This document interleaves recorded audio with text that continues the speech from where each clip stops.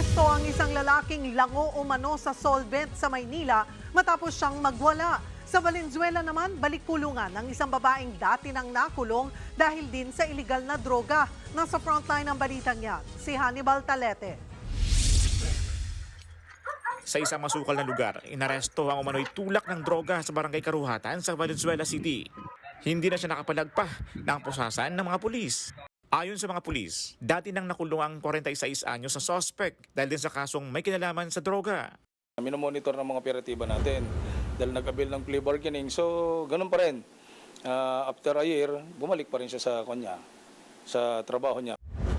Nakuha mula sa suspect ang 100 at 40 gramo ng hininalang shabu na nagkakahalaga ng halos 1 milyong piso. Sa investigasyon, natuklasang nakikipagtransaksyon din ng suspect online. Yung area of kanya talaga, yung transactions here, specifically Valenzuela. But according us dito sa mga operatiba natin sa tactical interrogation and debriefing nila, ay may mga kliyente rin siya sa Bulacan and somewhere in Laguna. Tumanggi na magbigay ng pahayag ang suspect na naharap sa reklamong paglabag sa Comprehensive Dangerous Drugs Act.